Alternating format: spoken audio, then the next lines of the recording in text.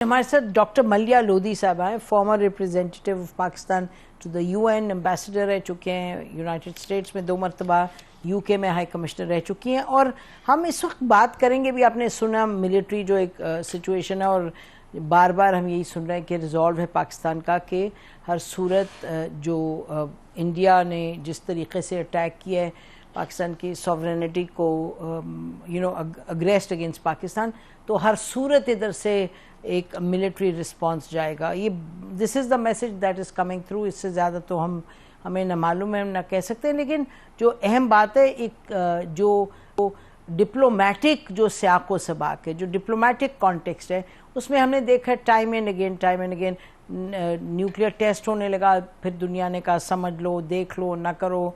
फिर बाद में 2019 में हुआ, 2016 में बहुत से मामलात ऐसे गए। और डॉक्टर मलिया Lodhi has been basically a main actor in a lot of these things diplomatic level पर, जहाँ जहाँ उनकी पोस्टिंग रही। तो उनसे पूछेंगे आज हम कि वो क्या समझती हैं, क्या इस वक्त पाकिस्तान पे क्या प्रेशर आ रहे होंगे और किस तरीके से Pakistan is likely to deal with it.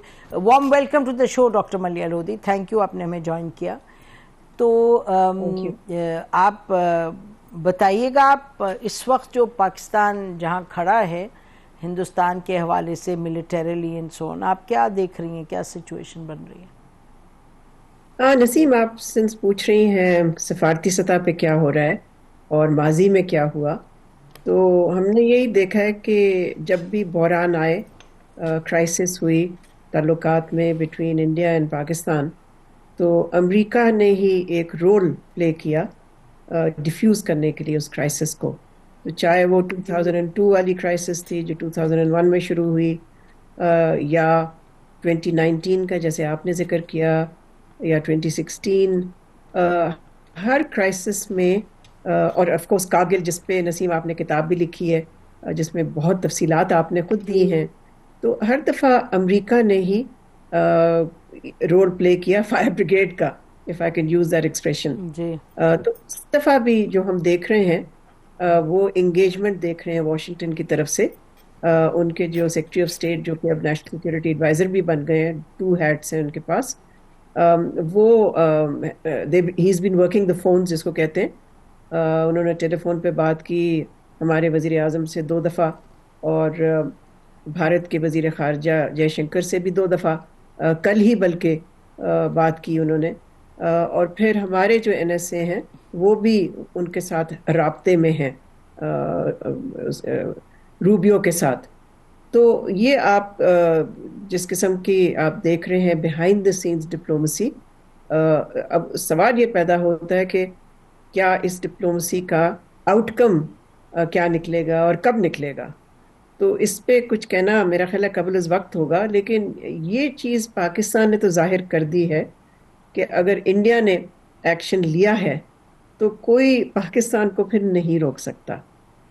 ठीक है, जाहिर है इंटरनेशनल कम्युनिटी से कॉल्स आ रही हैं रिस्ट्रेंट की, वो आती रहेंगी, लेकिन Pakistan will do what it needs to do अपने मुफाद में और अपने इंटरेस्ट में। जी, तो अगर हम अमेरिका को लें इस वक्त, तो अमेरिका से मतलब अमेरिकी सदर भी बोले हैं इस पर, और रूबियो जैसे अब आपने जिक्र किया, प्लस द वाइस प्रेसिडेंट।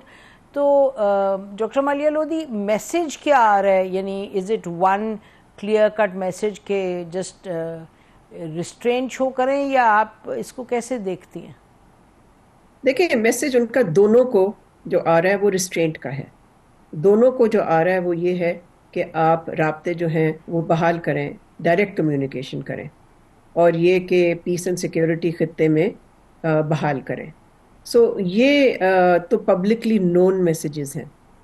अब प्राइवेटली क्या कहा जा रहा है वो तो हमें नहीं मालूम, लेकिन मेरी मालूमात के मुताबिक वो यही कह रहे हैं पाकिस्तान को कि जो आपने फिलहाल कर लिया है, यानी कि वही जो जेट्स हमने जैसे गिराए हैं, तो शायद वहाँ आपको एक तरह से विन मिल गया है, तो देयरफॉर क्या आपको कुछ और करने की ज़रूरत है या नहीं।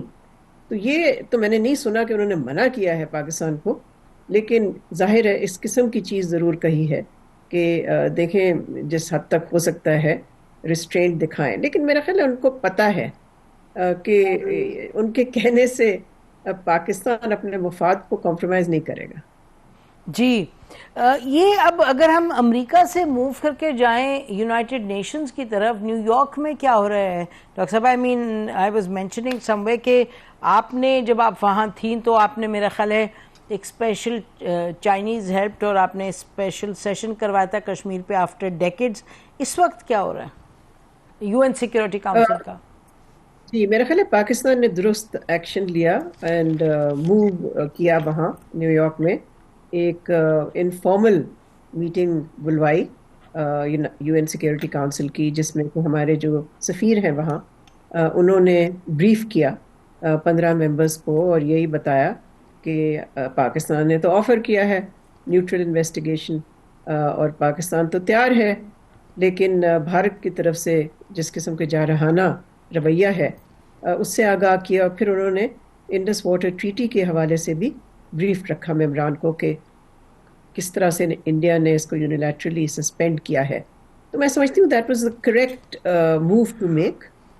اب ہے کہ اس کو کیسے سسٹین رکھنا ہے، بیکاز جیسے آپ کو معلوم ہے یو این سیکرٹری جنرل بھی فون کر چکے ہیں ہمارے وزیر اعظم کو، وہ بھی کافی حد تک مانیٹر کر رہے ہیں، ان کا دفتر مانیٹر کر رہا ہے سچویشن.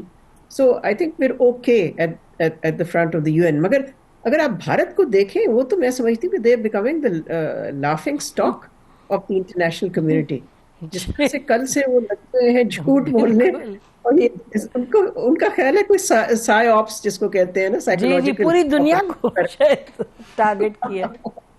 اس قدر بے وقوفانہ بے شک جاہلانہ حرکتیں ان کی طرف سے ہو رہی ہیں کہ یہ ملک ہے جو چاہتا ہے کہ ہم بگ لیگ میں جائیں، کہ ہم ایک گریٹ پار بننا چاہتے ہیں.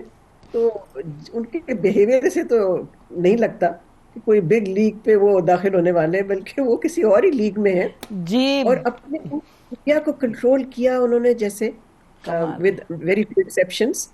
حد ہے یہ، یعنی کہ میں نے تو کبھی نہیں دیکھا ماڈرن ہسٹری میں اس قسم کی کوئی چیز. مطلب کہ انہوں نے پاکستان میں کو بھی کروا دیا، کراچی پورٹ کو بھی تباہ کروا دیا، اسلام آباد کو بھی قبضے میں دلوا دیا اور جہاز بھی گروا دیا. کمال ہے جیسے آپ کہہ رہی ہیں.